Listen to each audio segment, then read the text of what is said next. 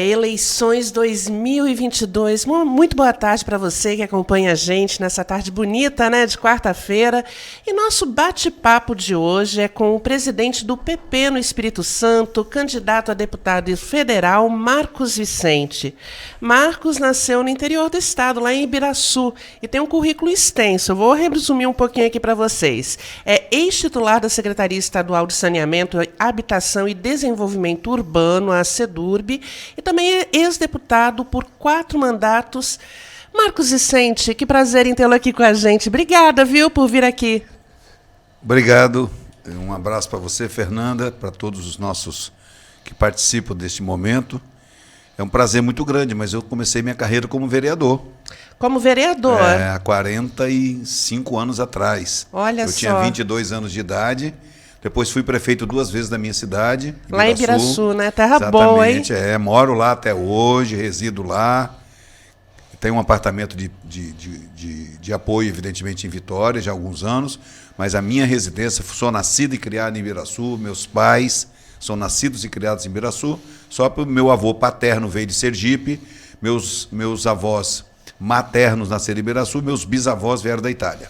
Ah, então quando lá no interior a gente fala que quando a gente enterra o umbigo da criança, o umbigo, né, da criança numa terra, ela vai ficar grudada ali para sempre. Então aconteceu isso com o senhor? Não, lá em Ibiraçu é a água da biquinha. Lá água da chega biquinha. Uma pessoa nova, ela tem muito mais de 120 anos. Ibiraçu é de 1877.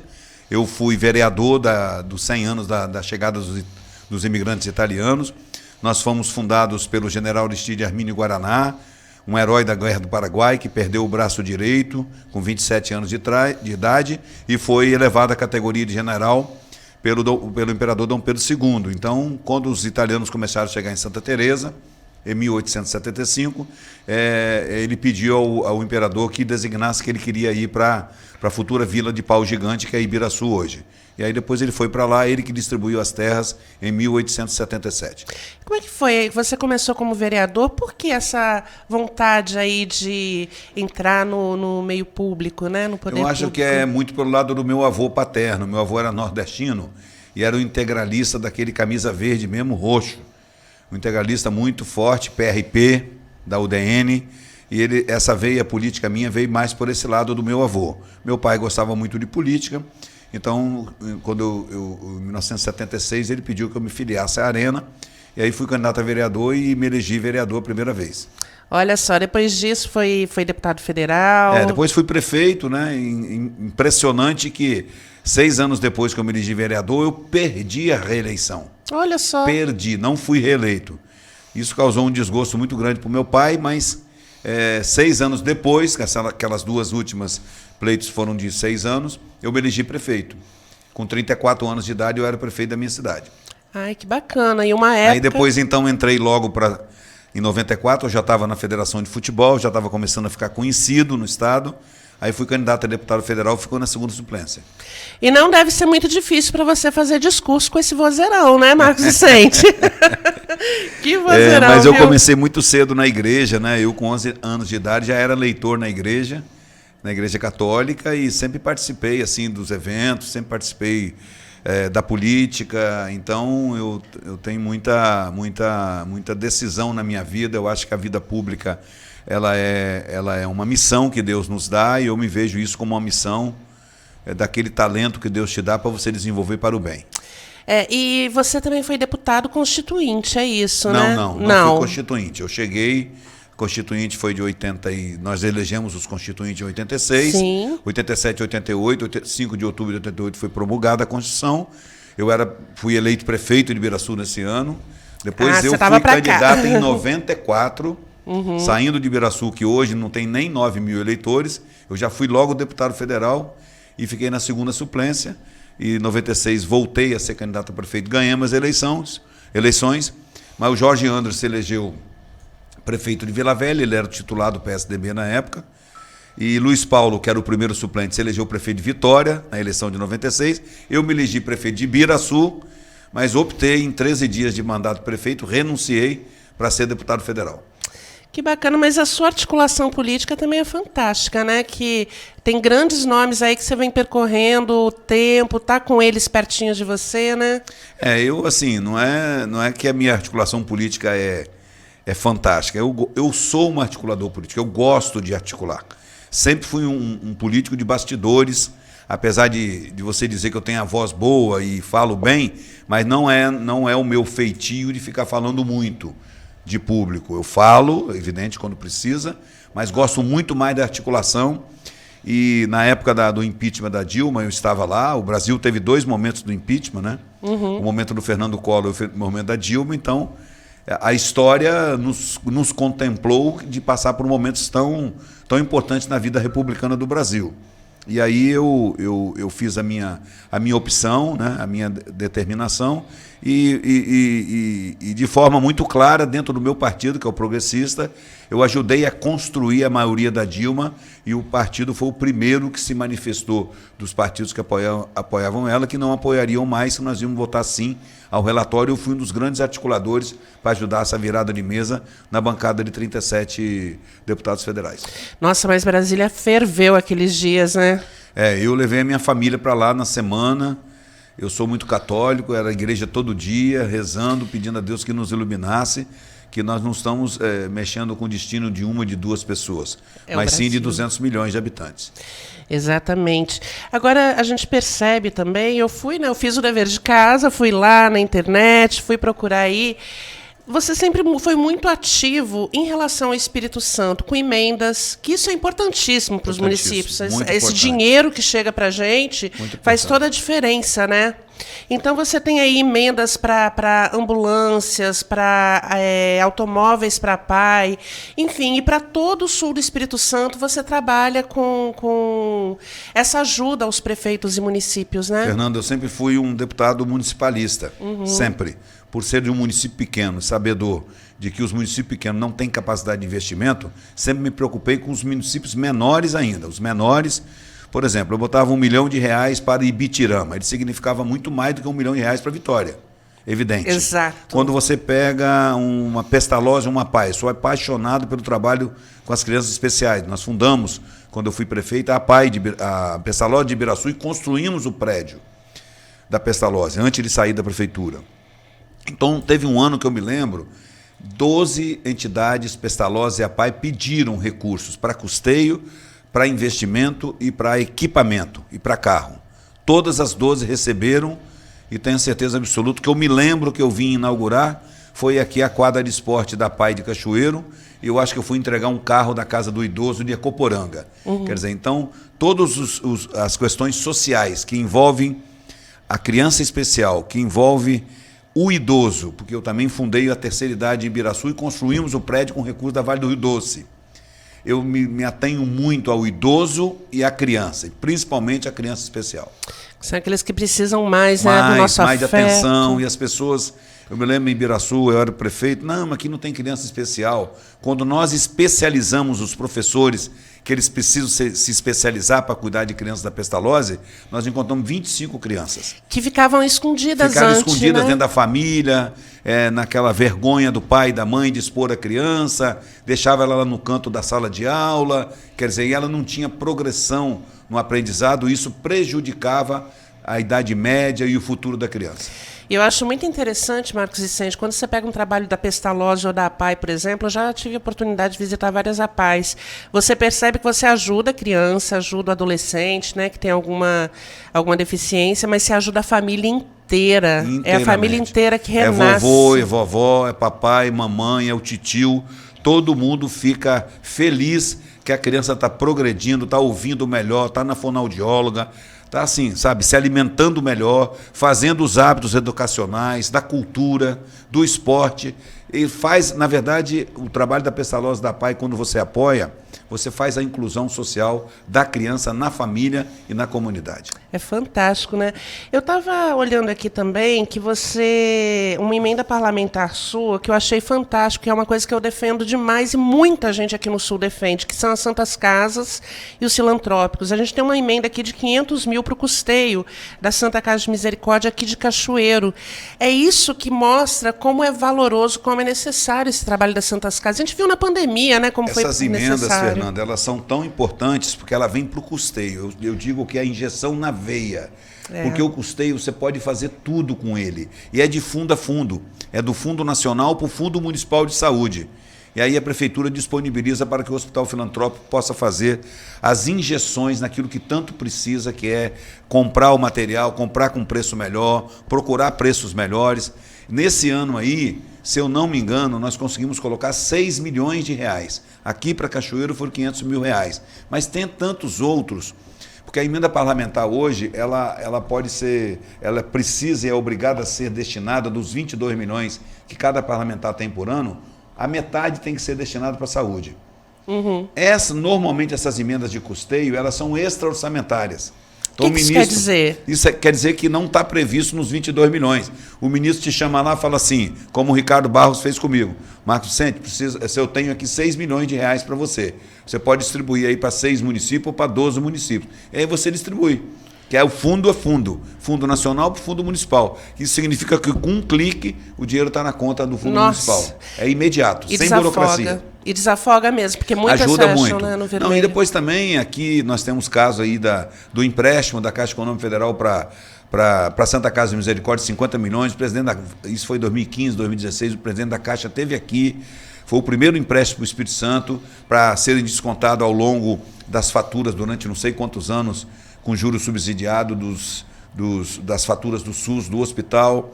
Nós temos aí várias emendas, nós temos a Santa Casa de Iguaçuí, que foi muito ajudada mesmo. O aumento do teto de média e alta complexidade, nós conseguimos a bancada, e eu era o líder da bancada, mais 24 milhões de reais todo ano.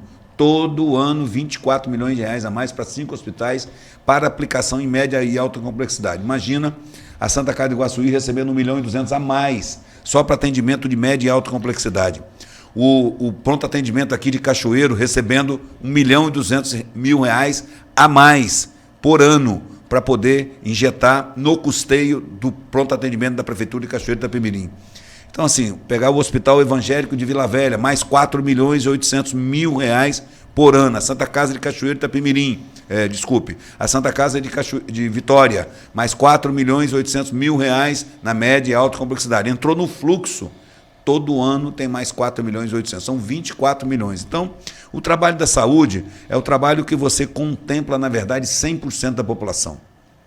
Quando você coloca o recurso da saúde, principalmente para custeio, principalmente para aumento de teto, de média e alta complexidade, você dá uma limpada nas cirurgias. Porque os hospitais de porta aberta, eles têm uma dificuldade muito grande, que chega dia 20, dia 22, ele já atingiu o teto dele. E ele não tem como receber depois o que ele fizer a mais. E ele é de porta aberta, como é que ele vai deixar alguém infartado, como ele vai, alguém com AVC, alguém com um traumatismo craniano, de um acidente, de uma queda de moto? Então, a média e alta complexidade coloca esse recurso e faz com que todo mundo seja atendido até dia 30 de cada mês. E a fatura nunca fica estourada, o hospital não fica no prejuízo. Então, é uma responsabilidade com a saúde, porque o Sistema Único de Saúde, na verdade, é o melhor sistema do mundo. É verdade. Só no Brasil tem. É o melhor sistema do mundo. O que precisa é diminuir cada vez mais os atravessadores e, infelizmente, a corrupção. Isso tem diminuído muito, graças a Deus, na compra de medicamentos, nos medicamentos controlados, nos medicamentos importados, para tratamentos difíceis que só o medicamento importado consegue.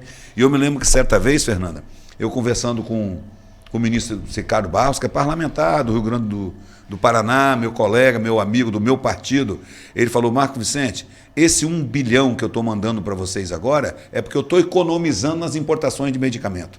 Olha só. Porque só na economia da compra tinha um monte de gente que atravessava no meio e uma coisa de R$ 4.500 uma caixa, eles estavam comprando por 400 mil. Que isso, entendeu? R$ 450, alguma coisa assim. Era uma diferença de 10 vezes a mais. Porque aí quando você começa a apertar o setor de compra, começa a apertar um portal onde contém os preços médios, você começa a pesquisar e ver que você vai comprar muito mais barato, similar no Brasil, com a mesma eficiência do remédio importado. Pois é, né? Porque a gente às vezes olha assim, uma aquisição pública, pô, custou R$ 2.000, enquanto a gente que compra ali umzinho custa 1.500.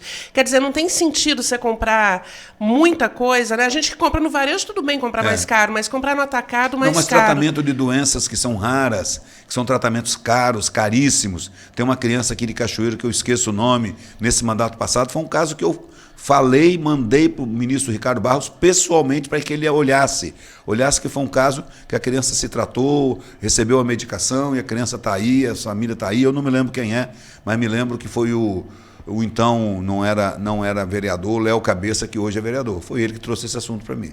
Então a gente fica feliz com isso, porque a gente ajuda sem saber quem são as pessoas. O importante é chegar para promover pelo menos a possibilidade da pessoa se tratar. A saúde é em primeiro lugar sempre, né? Agora, aqui em Cachoeiro, eu não posso deixar de falar dessa obra, que é a obra estruturante, é muito importante, sempre tão esperada, né? Que é a macrodrenagem da linha vermelha. A gente sofre muito, viu? Cachoeiro naturalmente sofre muito com as enchentes. O rio Itapimirim aí, ele é maravilhoso, mas ele não perdoa muito a gente, não. Essa obra toda aí, que veio aí com investimentos, enquanto o senhor estava na Sedurb, né?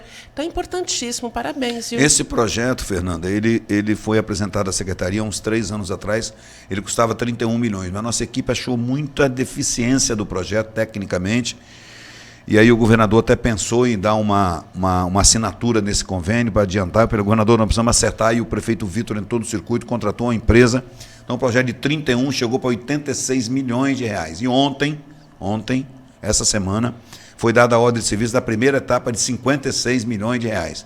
Então, a partir de hoje, essa obra já começa, na linha vermelha.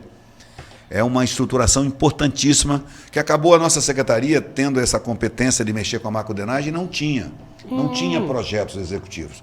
Com o desafio de Vila Velha, nós aprendemos em 2 anos os projetos executivos. Lá foi a universidade, né? Uma verdadeira universidade. Hoje nós temos 39 projetos executivos prontos de macrodrenagem no Espírito Santo inteiro, inclusive de Cachoeiro, e já com 29 projetos em andamento, em execução, e alguns já inaugurados, outros para serem inaugurados até o final do ano. Vila Velha, nós já teremos um melhor verão nas enchentes do que tivemos no ano passado. E como que vai ser feito aqui em Cachoeiro? Eu não conheço tecnicamente, mas eu posso te dizer que com um investimento de 86 milhões de reais, nós vamos minimizar 85% da macrodrenagem do escoamento da água de toda a região da linha vermelha e fazer a estruturação em todo o seu entorno. Quer dizer, então, nós vamos fazer a captação dessa água para uma drenagem só e facilitar a vida dos moradores. Isso é muito legal. Dando muito mais segurança e qualidade de vida. Isso é importantíssimo. A linha vermelha é uma linha muito movimentada, né? É o eixo de entrada e saída de Cachoeiro, é o coração da cidade. Exatamente. Tem uma postagem que me chamou muita atenção no seu Facebook, aí depois a gente volta aí para a gente falar mais um pouquinho no Sul, mas eu gostei muito disso, porque é uma bandeira que eu acho que todo mundo tem que defender mesmo. Regularização fundiária. A gente sabe que quando a gente está na casa da gente, se a gente não tiver um papelzinho lá falando, olha, a casa da Fernanda, a casa do Marcos, fica aquela insegurança. E quando você coloca esse documento na mão das pessoas, muda tudo, Marcos. Muda até o bairro, muda a energia. Vai trazer investimentos aí de infraestrutura, estradas, enfim, olha, e parabéns, tá? Vocês trabalharam muito por essa... Mais um pouquinho do que isso. Nós chegamos na secretaria, nós só tínhamos um programa da secretaria funcionando, que era o convênios. Eu brinquei com o pessoal, é um dono de cartório, carimba aqui, carimba ali. Então, eu não vim ser secretário carimbador, eu vim ser um secretário de programas de governo e de programas de Estado. Botamos de pé, então, a regularização fundiária. Eu perguntei assim, está onde a regulação fundiária? É como se estivesse escondido debaixo da mesa, bota em cima da mesa. Nós estamos executando hoje 10.700 escrituras com 10 milhões e 400 mil reais. Olha só. Fora o que nós já fizemos em Nova Rosa da Penha, no Parquinho no Moscoso, e estamos começando agora a Fazenda Maruípe. Começando a liberar a Fazenda Maruípe, que é a grande fazenda ali, naquela região da Grande Maruípe, inclusive a Polícia Militar. A regulação fundiária, então, ela vai ser feita principalmente 50%, preferencialmente, por exemplo, Cachoeiro, 50% dela será feita no local onde tem o Estado presente. Por quê? Teoricamente, do ponto de vista da segurança, onde precisa de mais a presença do Estado. Então, se precisa do presidente do Estado, com creche, com escola, com pracinha, com infraestrutura básica, também precisa de regularização fundiária. Sem o documento na mão, não tem, porque a regularização né? fundiária ela faz muito mais do que ter só o documento. Primeiro que é a carteira de identidade da família. Você Exato. passa a ser titular oficial perante a lei. Segundo, você vai no comércio, você vai no banco, você pode refinanciar a sua casa, você pode fazer um puxadinho, você pode fazer uma meia-água para um filho que casou, você pode fazer um salão de beleza para sua filha que noivou, e aí você vai adiante porque você tem a garantia do seu imóvel, tem a garantia do seu terreno, é propriedade. Nós fizemos uma entrega com o governador de uma escritura de uma família de Nova Rosa da Penha. Isso ano passado, em 2021. A família está morando lá desde 1982. 39 anos depois, você precisa de ver a emoção do casal recebendo do governador uma escritura registrada. E a regulação fundiária ela tem 2 pontos. Ela pode ser pelo social, que para a família que ganha até 5 salários mínimos, e o específico. Para quem ganha mais do que 5 salários mínimos, evidentemente, vai pagar aquelas taxas. Mas é assim, um projeto importantíssimo. É tão importante quanto o Estado presente na segurança pública. Eu acho lindo isso. Eu acho que é você dar Aí cidadania, nós botamos de pé né? também habitação. Nós estamos construindo 1000 casas no Estado com recurso do Tesouro Estadual, coisa que nunca aconteceu. Aonde São que são? 22 municípios, 77 milhões de reais com recursos próprios, sem a pessoa que recebe pagar nada por isso. Evidente, numa área da prefeitura, numa área pública, com infraestrutura completa, com calçamento, com luz, com água, com esgoto tratado e drenagem fluvial.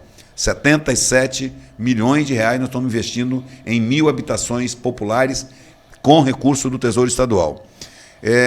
Além da regularização fundiária e do Espírito Santo Sem Lixão. Nós entregamos 41 caminhões compactadores de lixo que fazem a coleta seletiva ou a coleta do lixo da cidade, dos resíduos sólidos, ficarem com muito mais eficiência e mais qualidade. Então, são preocupações que o governo tem. No sentido, por exemplo, aqui no sul do estado, nós temos um consórcio particular que faz o recolhimento de lixo.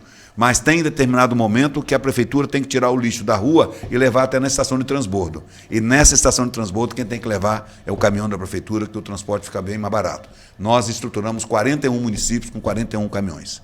E tem mais investimentos aqui para o sul, né? Tem Muita mais coisa. Tem só, muita coisa. Só em Anchieta foram 18 milhões de reais.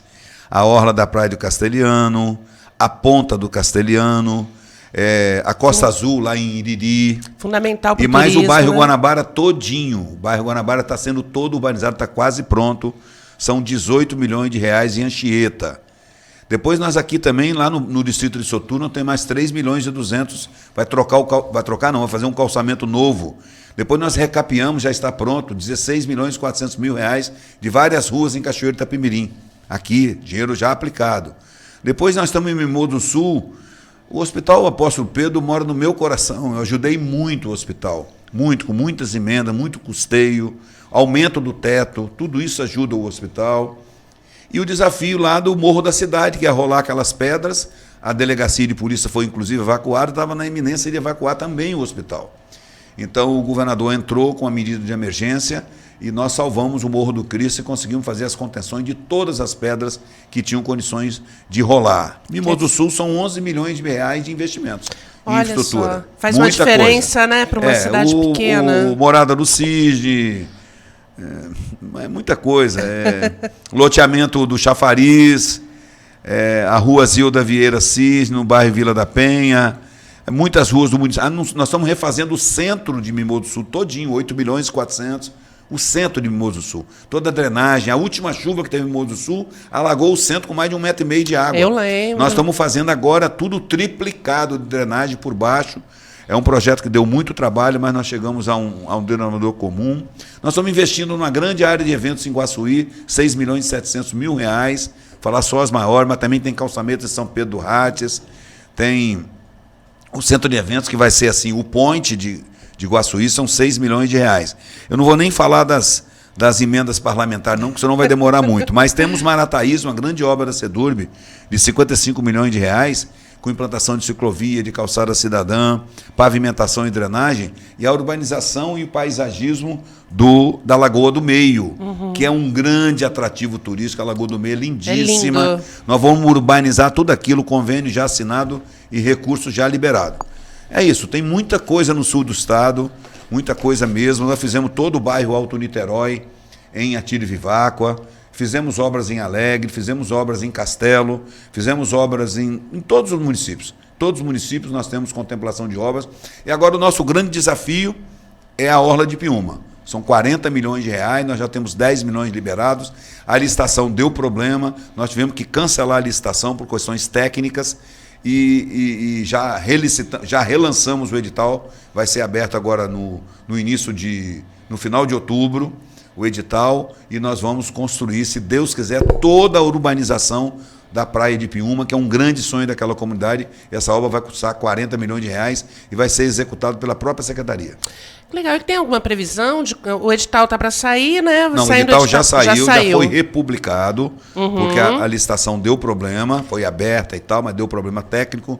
Então a PGE entendeu melhor cancelar e fazer a republicação. Aí realinhamos os preços, colocamos os preços na última tabela referência para poder ficar bem atrativo a participação das empresas, e nós esperamos, acho que agora no final de outubro, serão abertas, a licitação será aberta, e aí até novembro com certeza essa obra vai começar, porque nós já temos 10 milhões de reais separados para começar esse ano ainda. Olha que maravilha, que Piúma merece, né? Uma área que recebe muito turista também, né? Guarapari também, né? Guarapari merece, nós já falamos de Anchieta, mas Guarapari merece.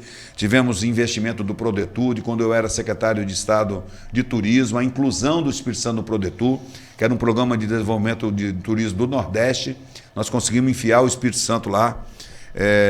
Me parece que foram 14 ou 20 milhões de reais na época. Aquela orla toda ali atrás da parte da igreja, do mercado municipal de peixes, aquela área toda foi feita com esse recurso.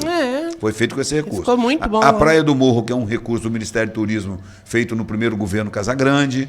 Né? Que também ficou muito bonitinho. Ficou lá. Muito bonito, muito atrativo. Então tem muitas coisas investidas no sul do Espírito Santo, e tenho a certeza que a gente vai investir mais. Tem Irupi, nós fizemos muitas obras em Irupi de infraestrutura, em Una, o muro de contenção lá na comunidade Nossa Senhora Aparecida, no bairro do Quilombo, recapeamento asfáltico, em Irupi, iluminação, fizemos muita coisa. A Secretaria participou, na verdade, nos 78 municípios, com 1.691 milhões de reais em 41 meses, até o prazo final, que foi 1º de julho. Isso deu 42 milhões de reais por mês de investimento da SEDURB. Só na macrodenagem, Fernanda, para você ter uma ideia, nós já estamos chegando a 603 milhões de reais com recursos próprios. Nossa. Do Fundo de Infraestrutura do Estado. 603 milhões de reais com dinheiro do recurso próprio, dinheiro do royalties de petróleo, que é uma determinação do governador Renato Casagrande. É muito dinheiro, né? Dá para fazer muita obra, está sendo feita muita obra. Agora, Marcos Vicente, você está vindo deputado federal, né? Até candidato. Quais são os desafios que você vê aqui para o Espírito Santo, aqui para o Sul, né? Que a gente fala mais do pessoal do Sul, os desafios aí nessa nova etapa? Os desafios são muito grandes, né? O Espírito Santo é mais do que a bola da vez. O Espírito Santo está com um porto lá da Imetame, lá na região norte, está com um porto aqui do Porto Central na região sul. Tudo são projetos que vão ser viabilizados nos próximos 10 anos. O Espírito Santo avança porque nós temos uma logística fantástica, a questão da ferrovia, o ramal ferroviário de Vitória, de Cariacica até Anchieta, que depois vai se estender até o Porto, né, Central, depois, logicamente, vai chegar até o Rio. a Sul, até o Rio de Janeiro. Quer dizer, então, o Espírito Santo tem grandes desafios na sua logística, na questão ferroviária, na questão da duplicação da BR-101, na questão da duplicação da 262. O Espírito Santo tem grandes desafios pela frente. E precisa ter parlamentares experientes para poder andar na frente dessas questões, para que a gente possa desenvolver também o turismo do Espírito Santo. O turismo nosso é muito vasto. Eu fui secretário de turismo, eu acho que nós temos montanha, nós temos 420 quilômetros de praia, nós temos montanha 90 quilômetros de Vitória, nós temos hoje um aeroporto internacional, nós temos um pedaço já da rodovia de Vitória a Guarapari duplicado, nós temos a rodovia do Sol duplicada até Guarapari. Então o Espírito Santo tem desafios enormes pela frente. Eu acho que a nossa a nossa logística, ela dá hoje, pelos incentivos fiscais que o Estado tem, mais de 20% da arrecadação do ICMS do Estado se dá pela distribuição logística que o Estado incorpora com essas novas empresas que produzem no Brasil todo e trazem para o Espírito Santo a distribuição para distribuir para o Brasil. Uma vantagem muito grande com relação a outros estados. Então o Espírito Santo tem uma vantagem muito grande de ser um estado que está bem administrado há mais de 20 anos. Ontem saiu o resultado pela 13ª vez consecutiva, nós tiramos letra A do Tesouro Nacional, isso é muito importante, nós estamos bem avaliados no IDEB, nós estamos bem avaliados na transparência, somos primeiro lugar na transparência, então um estado que tem assim, um caminho todo aberto, porque nós estamos, nós estamos com janelas e portas para o mundo inteiro, para importação e para exportação. Então o Espírito Santo é a bola da vez, eu não tenho dúvida nenhuma, e os desafios é a gente acompanhar essas coisas todas que vão acontecer no desenvolvimento do mundo, que a economia é globalizada hoje, não tem mais economia localizada, ela é toda globalizada. Hoje você fala com o mundo inteiro pela internet. Então o Espírito Santo está pronto para esse salto, principalmente na área da tecnologia. Nós vamos avançar muito. Eu acho que Cachoeiro continuará sendo um lugar importante para a economia do Espírito Santo alavancar mais ainda, principalmente com essa ferrovia litorânea sul, principalmente com essa questão do Porto Central, que vai chegar, mais cedo ou mais tarde vai chegar, os investimentos estão chegando, vai ser um grande elo de ligação entre o sul do Espírito Santo e o mundo, essa que é a verdade, que o porto é de calado de mais de 23, 24 metros de profundidade para os grandes navios do mundo, os graneleiros, os navios de petróleo. Então, assim, o Espírito Santo está fadado ao sucesso. Se nós já estamos indo bem, com mais segurança, com Renato Casagrande, nós vamos muito melhores. Perfeito. A gente bateu um papo aqui com Marcos Vicente, presidente do PP no Espírito Santo. Ele também é candidato a deputado federal. Marcos, obrigada, tá? Já está convidado para vir aqui de novo. Tá bom, Fernando. Eu volto aí depois da eleição, se Deus quiser. Eu agradeço a você e agradeço aí o Aqui Notícias. Obrigada, viu? Um abraço. Abraço.